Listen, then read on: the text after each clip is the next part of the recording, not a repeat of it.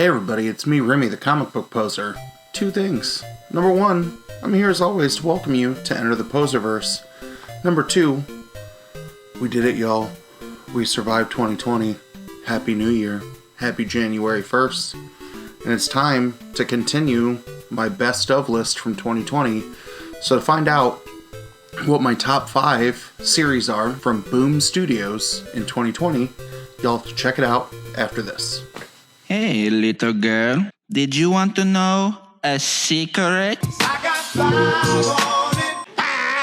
5, 1, 2, 3, 4, 5. Boom, like Aftershock, is another one of these publishers that I have an obscene number of books from, and it was really hard to narrow things down, so I'm going to try my best to stick to 5. So, I'm reading, a bunch of things from Boom. I really got into Power Rangers this year, and I blame Burke for finally arm-twisting me into it. I also blame the Free Comic Book Day Ranger Slayer book for being so damn good. And of course, I'm reading a lot of the big titles that a lot of folks are hyped with as well. But one of the things that draws me to a lot of the Boom books, and I'm aware that I'm not very good at talking about art, and my students, when I have to teach a history class and we get to an art movement, it's real bad, y'all. But Boom, I think, might be my favorite books across the board in terms of the way that the art complements the storytelling. And I'll talk about that, especially in a couple of the books that I will highlight in my top 5 today. So coming in at number 5 is Heartbeat.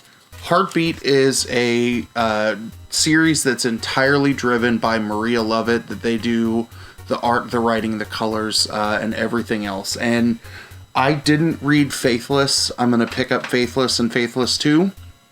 Hopefully when I've got some extra money in the beginning of this new 2021. But I don't know initially what drew me to this book, but when I was looking through, it was either previews or a preview that somebody did online, I got to see some of the art, and this was my first bit of exposure, I think, to Maria Lovett. So you have the story of like the black sheep of a school, that you've got a young woman who goes to, a particularly fancy boarding school and is, the odd one out, that she's there on some kind of like monetary assistance, and she's just kind of strange, and she's in love with, someone who's more popular.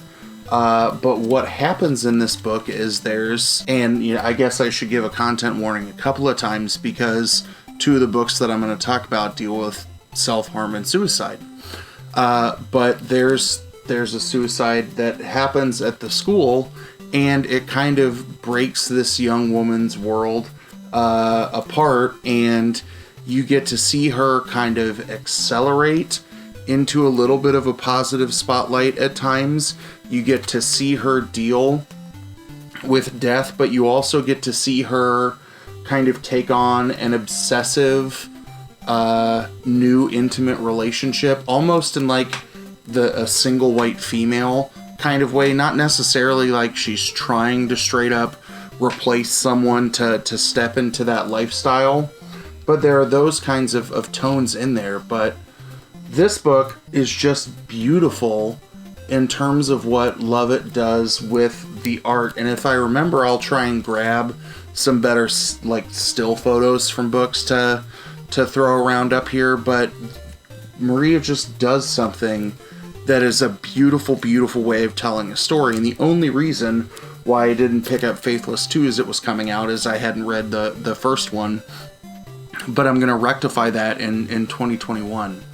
So, very, very intriguing story from a mystery, horror, trauma side, but just fascinating from the way that the way that Maria pays attention to the human form, the way that the bloody moments get created, the use of contrast in terms of building suspense, but then some of her some of the intimate moments that Lovett creates, like in terms of sexual intimacy, are also very, very shocking. And there are several weird character turns that come out of this that, again, I kind of flipped back through some of the issues as I read from one to the next to see if I could kind of predict some of those things. And there are little clues in the art in terms of some of the things that would shake out later on in the story. So I think that's really cool. And, you know, story, good, art, fan-freaking-tastic. So if you want to check out something new, Heartbeat is a solid read.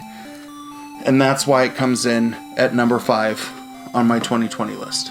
Coming in at number 4, also talking about fantastic artwork, is King of Nowhere. King of Nowhere was a 5-issue mini-series that was created by W. Maxwell Prince with the art by Tyler and Hilary Jenkins.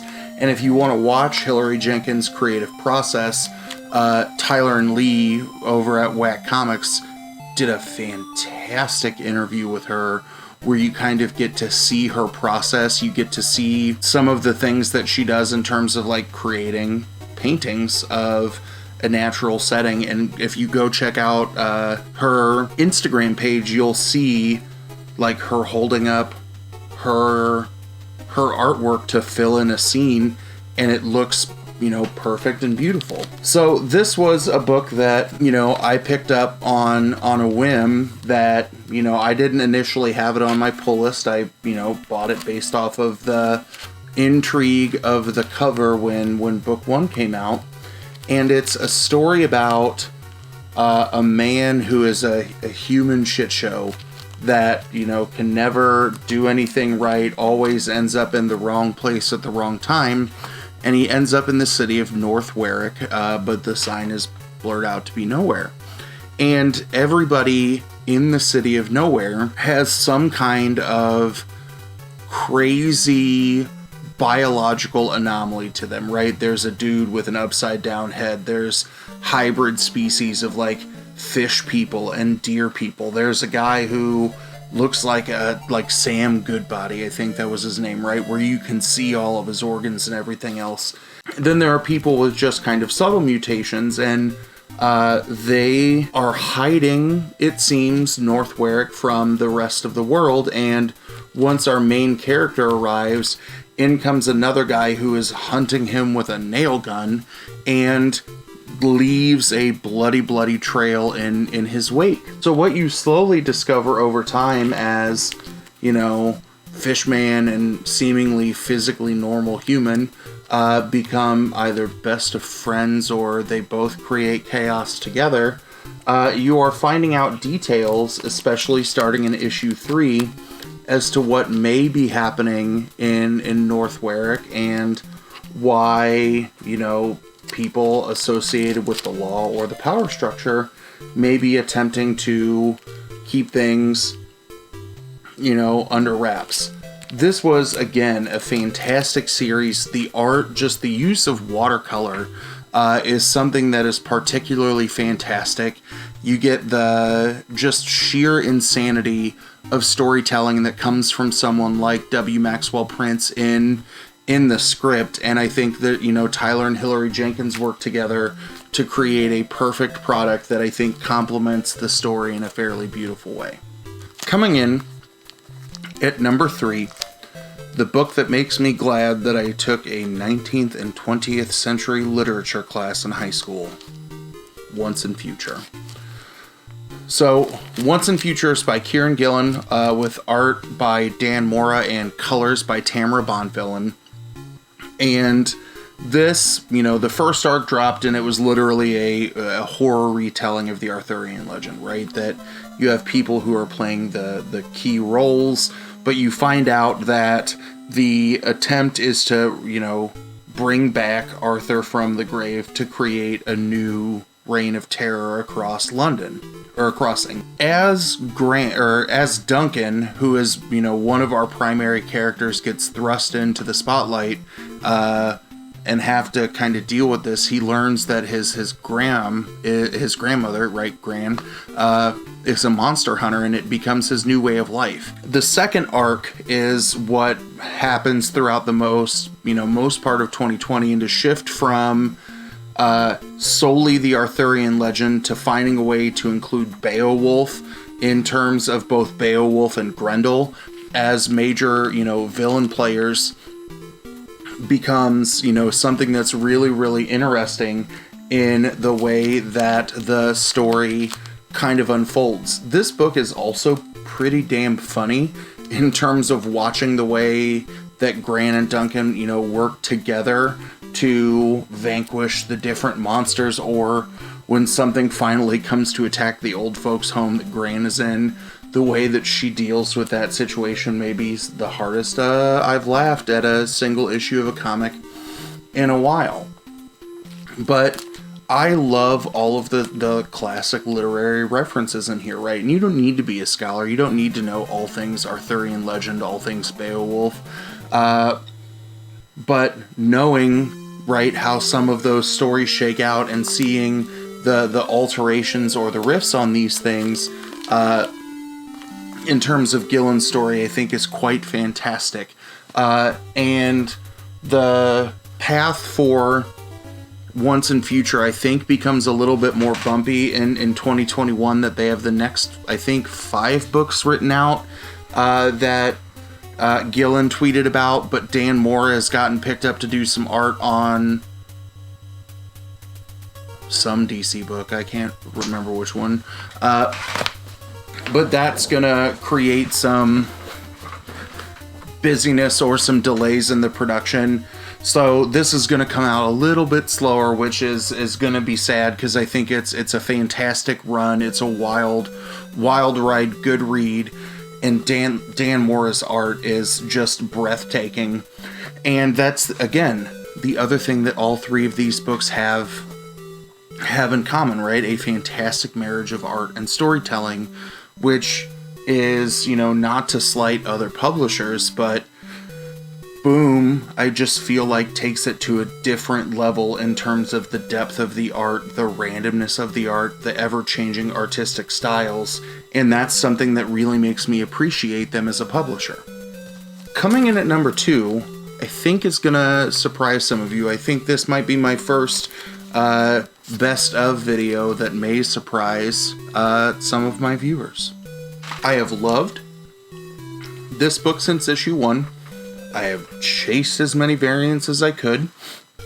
This series, I think, was the first or the second series that I reviewed on my blog.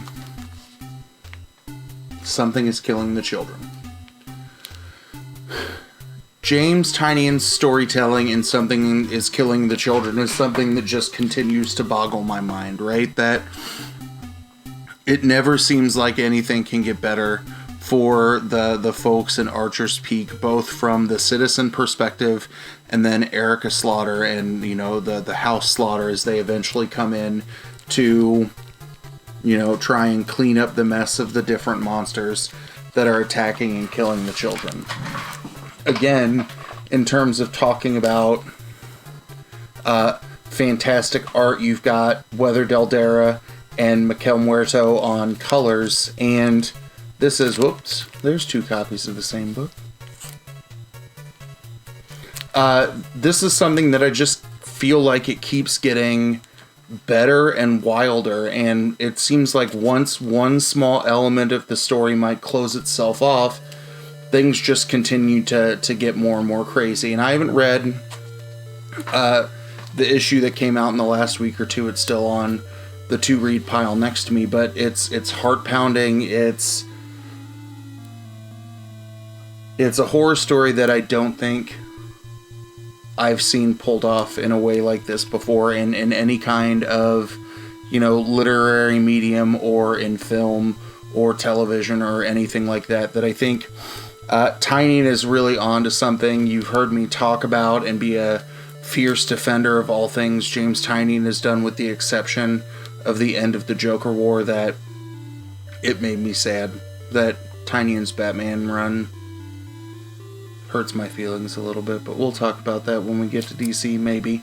But you really see James Tynion as a storyteller in both this and his image book that I will talk about in a later video really show why I think he is going to ascend to be one of the next kind of great names that will ring throughout the annals of comic history for quite some time.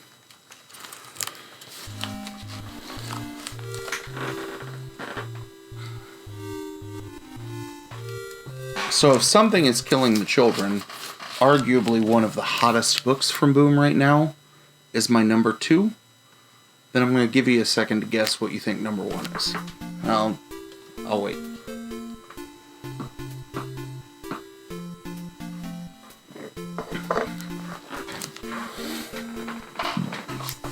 Coming in as my pick of the year from Boom Studios is Alienated. Alienated is written by Cy Spurrier with art by Chris Wilde, Goose, and Andre May. The premise of this story is brilliantly simple. 3 kids named Sam, right? Sam, Samir, Samantha, all walk into the woods and they find an alien. And that alien connects them at a, telepathic level, right? Where it seems like they share a hive mind with the alien, that they are able to communicate with each other, that they can read each other's thoughts through the alien. And book number 1 very simply sets up the premise of that, right? That kids find alien in the woods and that alien becomes part of their crew. What transpires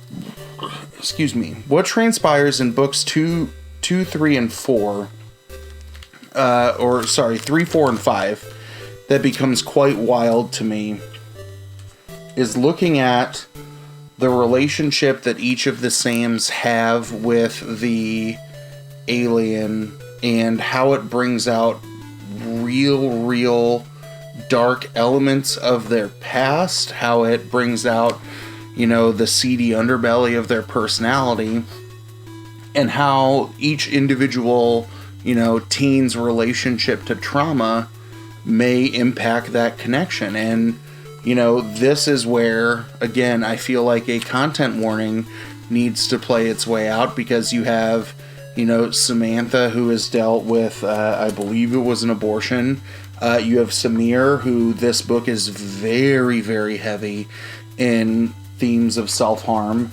And then you end up having Sam, who becomes very, very violent and over the top in terms of trying to eke his way into the podcast game.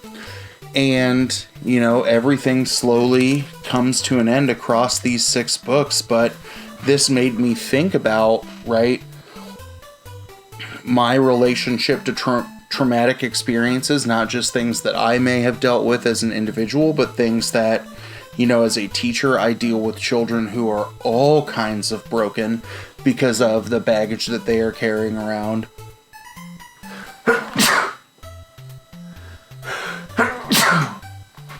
Based on their home environment. And it's just something that kind of clicked with me on a different level, that, sure, I'm not going to deal with 3 kids named Sam who, get an alien.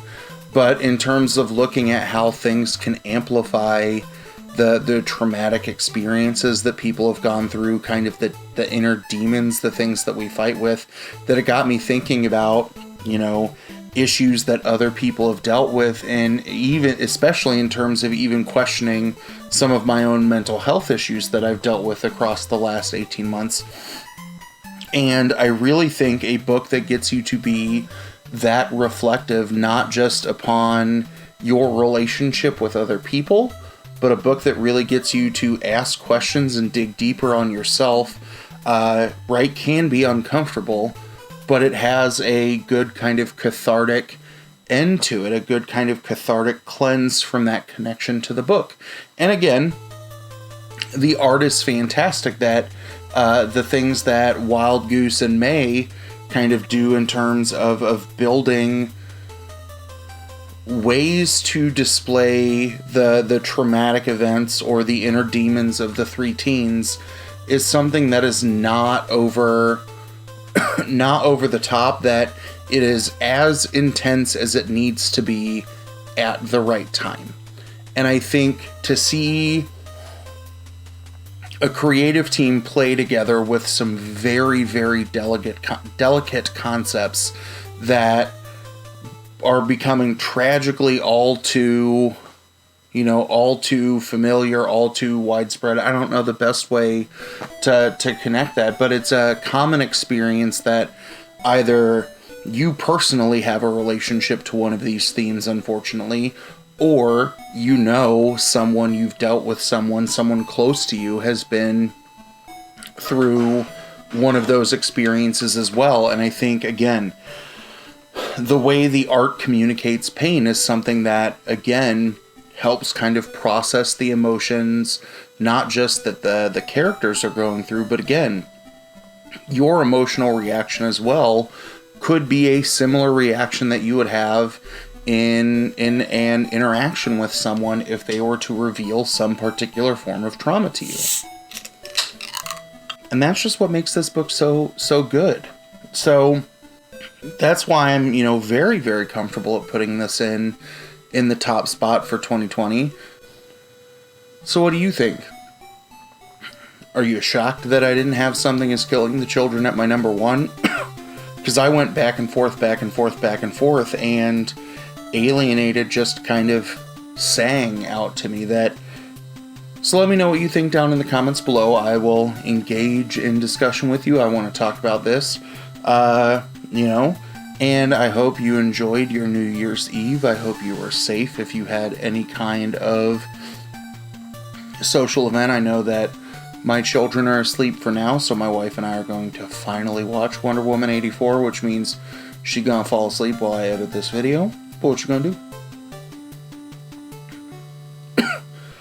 So hopefully this is not as ungodly long as my Aftershock video was. I'll see if I can bring her under 20 minutes, but y'all know that I can't make that promise. And I believe the publisher that is on deck for Saturday, January 2nd, is going to be my breakdown of my top Image books of the year. So as always, thanks for stopping by, and have a good one. Hey, little girl. Did you want to know a secret? I got 5 on it. 5, 1, 2, 3, 4, 5.